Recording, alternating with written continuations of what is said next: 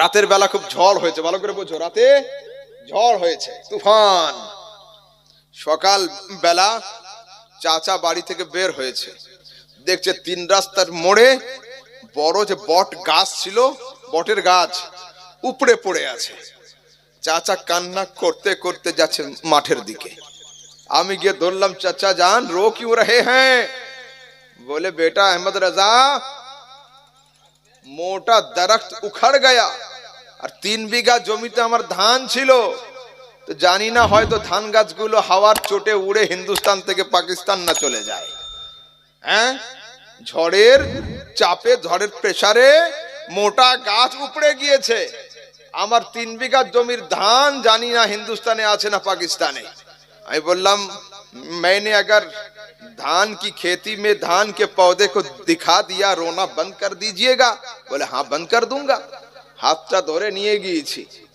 দূর থেকে দেখে চাচা যান খুশিতে নাচতে আরম্ভ করেছে যে হ্যাঁ আমার ধানে তো কিছুই হয়নি, ধান তো ঠিক আছে। কিন্তু চাচা আমাকে ছাড়মোচা, अहमद भाई फैसला करो, रात को जब तूफान चला, हवा चली, तो मोटा दरख्त उखड़ गया और धान के नाजुक नाजुक पौधे बच कैसे गए? ওটা উপড়ে গেল, এরা বাঁচলো কেন? আমি বললাম শোনো, হাওয়া হলো একটা ঝোঁকা, হাওয়া হলো একটা পাওয়ারের নাম, হাওয়া হলো একটা শক্তির নাম, साइक्लोन একটা पावर नाम। तो रात को जब तूफान चला, हवा चली, तो ये दरख्त हवा के सामने अकड़ गया। मैं मोटा हूं, शक्तिशाली हूं, ताकतवर हूं, तो हवा उखाड़ दिया। और जैसे तेरे धान के पौधे के पास आया, हवा की ताजीम में, हवा के रेस्पेक्ट में, हवा को सैल्यूट करके धान का पौधा लेट गया, सो गया, झुक गया। तो हवा के सामने जो अकड़ गया वो उखड़ गया, जो झुक गया वो बच गया। हवार सामने जे माथा उঁচু করবে वो উপড়ে যাবে, আর যে নরম হয়ে শুয়ে পড়বে হাওয়া ওর গায়ে হাত বুলিয়ে দিয়ে চলে যাবে। তো আল্লাহ পাক বলেন তুআজ্জিরুহু ওয়া তুআক্কিরুহু, মুস্তাফাকে সম্মান করো, ইজ্জত করো। এটা হলো খোদাই সাইক্লোন। সেদিনকার সাইক্লোনের নাম ছিল ওয়াসজুদুল আদম, আদমের সামনে ঝুঁকে যাও। এটা শুধু খোদার হুকুম নয়, এটা খোদার সাইক্লোন ছিল, খোদার ঝড় ছিল। যারা এই ঝড়ের সামনে ঝুঁকে গিয়েছে তারা ফেরেশতা হয়ে গিয়েছে, আর যে খাড়া হয়ে গিয়েছিল ফেরেশতার ভূমি থেকে উপড়ে গিয়ে ইবলিস শয়তানে পরিণত হয়েছে।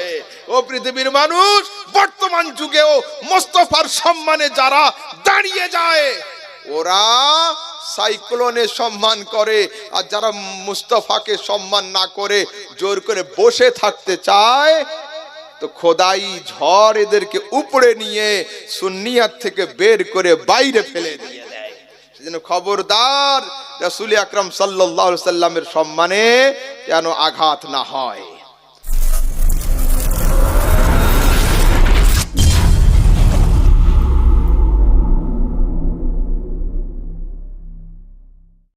এবার আসুন আগের দিকে যাই। আচ্ছা, সূর্যের কাজ কি বলুন তো, ভালো করে বোঝেন। সূর্যের কাজ আলো দেওয়া। আচ্ছা, সূর্যের কিছু কাজ বোঝাই। একজন লোক অন্ধকারে গ্রাম থেকে বের হয়েছে, সিধড়িতে জলসায় আসবে। রাস্তায় হাঁটছে হাঁটছে হাঁটছে, হঠাৎ করে পায়ের নিচে পড়ে গিয়েছে একটা দড়ি, মোটা কাছি দড়ি। ও আল্লাহ, সাপ পড়লো পায়ের তলে বলে শুয়ে পড়েছে বেহুশ।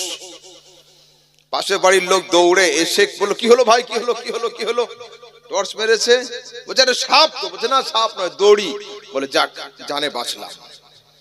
মুখে পানি টানি দিয়ে জলসায় চলে গিয়েছে। ফেরার সময় গেটের সামনে পা দিয়েছে অন্ধকারে, আবার পায়ের নিচে কি নড়ে উঠেছে।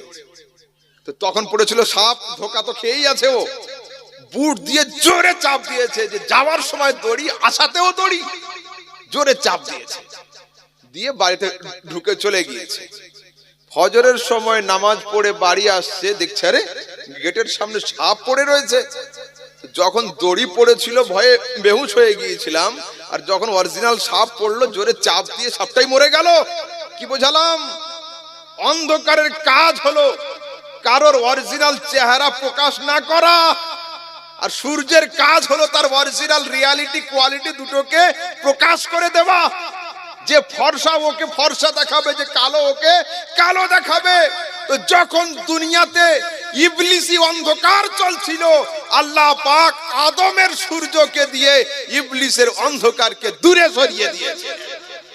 যখন দুনিয়াতে ফেরাউনের জুলম, ফেরাউনের সন্ত্রাস চলছিল, হযরতে মুসার টর্চ লাইটকে দিয়ে দুনিয়াকে উজালা করে দিয়েছিলেন। যখন দুনিয়ার বুকে অসভ্যতা, নোংরামি, বেহেয়াই, কুকীর্তি, জেনা, ব্যভিচার, মদ ইত্যাদি কাজে অন্ধকারাচ্ছন্ন ছিল, আল্লাহ তাবারক ওয়া তাআলা দুনিয়ার সবচেয়ে বড় আলো মুহাম্মাদি সূর্যকে দিয়ে দুনিয়ার সমস্ত অন্ধকারকে তিনি দূরে সরিয়ে দিয়েছেন। এবার আসুন, সূর্যের কাজ কি, আলোর কাজ কি? সূর্যের কাজ হলো যার কাছে নিজস্ব অহংকারের আলো থাকবে ওই আলোর কিরণ ছিনিয়ে নেওয়া। মোমবাতি জ্বালিয়ে রাখুন, ল্যাম্প জ্বালিয়ে রাখুন, যখন সূর্য পুরো উদয় হবে ঠিকঠাক, ল্যাম্প তো জ্বলবে, নিভে তো যাবে না, কিন্তু ওর কিরণ আর থাকবে না। থাকবে সূর্যের সামনে মোমবাতি জ্বালালে জ্বলবে, কিন্তু ওর রোশনি থাকবে না। তো সূর্যের কাজ কি? যার কাছে অহংকারের আলো থাকবে ওর আলো ছিনিয়ে নেওয়া, আর যার কাছে আলো থাকবে না, যদি নমনীয়তা থাকে, ওকে চমকে দেওয়া। যেমন সূর্য যখন উদয় হয়, মোমবাতির কিরণ আর থাকে না, হ্যারিকেনের কিরণ আর থাকে না, টর্চ লাইটের কিরণ আর থাকে না, কিন্তু মরুভূমির দিকে তাকালে বালিগুলো চকচক চকচক করে, সমুদ্রের তীরে তাকালে ছোট ছোট পাথরগুলো চমক দেয়। তো সূর্যের কাজ হলো অহংকারের কিরণকে নিভিয়ে দেওয়া আর প্রেমময় বিনা আলোকে আলোকিত করে জগতের কাছে চমকে দেওয়া। তো মুহাম্মদুর রাসূলুল্লাহ যখন দুনিয়াতে আসলেন, আবু জাহেল, আবু লাহাব, উতবা, শায়বা, মক্কার যত বড় বড় দাজ্জাল, কাজ্জাব, কাফের ছিল, প্রত্যেকের রোশনীকে ছিনিয়ে নিয়েছে। আর আবু বকরকে সিদ্দিক আকবর বানিয়ে দিয়েছে, উমরকে ফারুক আজম বানিয়ে দিয়েছে, উসমানকে গনি বানিয়ে দিয়েছে, আর আলীকে হায়দারে কার্রার বানিয়ে দিয়েছে। এই পর্যন্ত শেষ নয়, তার 800 বছর পরে বাগদাদের আব্দুল কাদেরকে গাউসে পাক বানিয়ে দিয়েছে। আজমিরের মঈনুদ্দিনের কাছে কোনো আলো ছিল না, মুস্তাফা নিজের নূরের কিরণ দিয়ে খাজায় আজমের বানিয়ে দিয়েছে। আলা হযরতের কাছে কোনো জ্যোতি ছিল না, মুস্তাফার কিরণ পড়ে আলা হযরত ইমামে আহলে সুন্নাত হয়ে গেল। আল্লাহ, নারে তাকবীর, নারে রিসালাত, মাসলাকে আলা হযরত শাহজাদে হুজুর মুফতি আজম বাঙ্গাল, নারে তাকবীর, নারে রিসালাত। তো সূর্যের কাজ হলো অন্ধকারের কিরণ ছিনিয়ে নেওয়া আর নমনীয়তার কিরণকে বাড়িয়ে দেওয়া। হলো, চলুন একটু আগের দিকে যাই। আলা হযরত লিখছেন, বরসতা নেহি দেখ কর अब्रे रहमत बदों पर भी बरसा दे बरसाने वाले। আকাশে রাতে বৃষ্টি হয়েছে, সকালে উঠে দেখছেন উঠানে একটা বালতি ছিল, 2.5 লিটার মতো পানি ওতে জমে আছে। বাড়ি থেকে বের হয়েছেন, পুকুরের দিকে তাকিয়েছেন, তো 3 হাত পানি ছিল, এখন 4 হাত হয়ে গিয়েছে, মানে 1000, 2000, 10,000 লিটার পানি বেড়ে গিয়েছে। তারপরে চায়ের দোকান থেকে বের হয়ে রাস্তার উপরে তাকিয়েছেন, তো পিচ রোডের উপরে 1 ফোঁটাও পানি নেই। রাস্তার উপর থেকে চাচা মেঘের দিকে বলছে, আরে মেঘ, রাতে পানি কি মুখ দেখে ফেললি রে? বালতিতে ফেললি 1.5 লিটার মতো, পুকুরে দিলি 150 লিটার, রাস্তার উপরে 1 ফোঁটা দিসনি কেন? মেঘ উত্তর দিবে, আমি কেন্দ্রীয় সরকার নয় যে লোক দেখে ভিক্ষা দিব, ভিক্ষা আমি সবাইকে একই রকম দিয়েছিলাম। যার থলে যেমন ছিল সে ততটা জমা করতে পেরেছে। বালতির ব্যাগ ছিল 1.5 লিটারের, ভরিয়ে দিয়েছি। পুকুরের ভিক্ষার ঝুলি বড় ছিল, 2000 লিটার দিয়েছি। আর পিচ রোড অহংকারের সঙ্গে দাঁড়িয়েছিল, আমি 1 ফোঁটাও দিইনি, ফেলেছিলাম ওর উপরে, কিন্তু ও রাখতে পারেনি।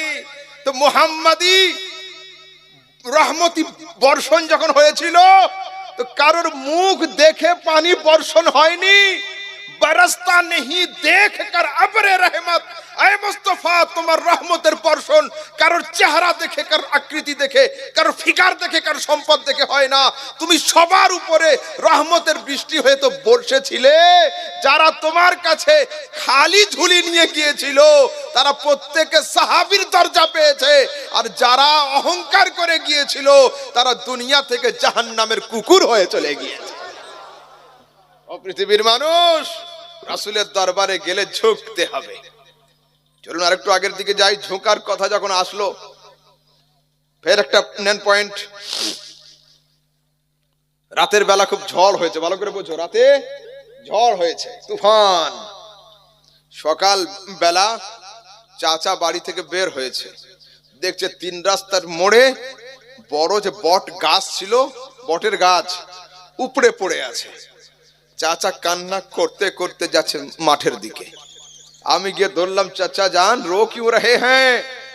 बोले बेटा अहमद रजा, मोटा दरख्त उखड़ गया और 3 বিঘা জমিতে আমার ধান ছিল, তো জানি না হয়তো ধান গাছগুলো হাওয়ার চোটে উড়ে হিন্দুস্তান থেকে পাকিস্তান না চলে যায়। হ্যাঁ, ঝড়ের চাপে, ঝড়ের প্রেসারে মোটা গাছ উপড়ে গিয়েছে। আমার 3 বিঘা জমির ধান জানি না হিন্দুস্তানে আছে না পাকিস্তানে। আমি বললাম, मैंने अगर धान की खेती में धान के पौधे को दिखा दिया, रोना बंद कर दीजिएगा? बोले हाँ बंद कर दूंगा। হাতটা ধরে নিয়ে গিয়েছি। দূর থেকে দেখে চাচা যান খুশিতে নাচতে আরম্ভ করেছে যে হ্যাঁ আমার ধানে তো কিছুই হয়নি, ধান তো ঠিক আছে। কিন্তু চাচা আমাকে ছাড়মোচা, अहमद भाई फैसला करो, रात को जब तूफान चला, हवा चली, तो मोटा दरख्त उखड़ गया और धान के नाजुक नाजुक पौधे बच कैसे गए? ওটা উপড়ে গেল, এরা বাঁচলো কেন? আমি বললাম শোনো, হাওয়া হলো একটা ঝোঁকা, হাওয়া হলো একটা পাওয়ারের নাম, হাওয়া হলো একটা শক্তির নাম, साइक्लोन একটা पावर नाम। तो रात को जब तूफान चला, हवा चली, तो ये दरख्त हवा के सामने अकड़ गया। मैं मोटा हूं, शक्तिशाली हूं, ताकतवर हूं, तो हवा उखाड़ दिया। और जैसे तेरे धान के पौधे के पास आया, हवा की ताजीम में, हवा के रेस्पेक्ट में, हवा को सैल्यूट करके धान का पौधा लेट गया, सो गया, झुक गया। तो हवा के सामने जो अकड़ गया वो उखड़ गया, जो झुक गया वो बच गया। हवार सामने जे माथा उंचू करबे वो उपड़े जाबे, और जे नरम হয়ে শুয়ে পড়বে হাওয়া ওর গায়ে হাত বুলিয়ে দিয়ে চলে যাবে। তো আল্লাহ পাক বলছেন তুআজ্জিরুহু ওয়া তুআক্কিরুহু, মুস্তাফাকে সম্মান করো, ইজ্জত করো। এটা হলো খোদাই সাইক্লোন। সেদিনকার সাইক্লোনের নাম ছিল ওয়াসজুদুল আদম, আদমের সামনে ঝুঁকে যাও। এটা শুধু খোদার হুকুম নয়, এটা খোদার সাইক্লোন ছিল, খোদার ঝড় ছিল। যারা এই ঝড়ের সামনে ঝুঁকে গিয়েছে তারা ফেরেশতা হয়ে গিয়েছে, আর যে খাড়া হয়ে গিয়েছিল ফেরেশতার ভূমি থেকে উপড়ে গিয়ে ইবলিস শয়তানে পরিণত হয়েছে। ও পৃথিবীর মানুষ, বর্তমান যুগেও মুস্তাফার সম্মানে যারা দাঁড়িয়ে যায় ওরা সাইক্লোনে সম্মান করে, আর যারা মুস্তাফাকে সম্মান না করে জোর করে বসে থাকতে চায়, তো খোদাই ঝড় এদেরকে উপড়ে নিয়ে সুন্নিয়াত থেকে বের করে বাইরে ফেলে দিয়ে দেয়।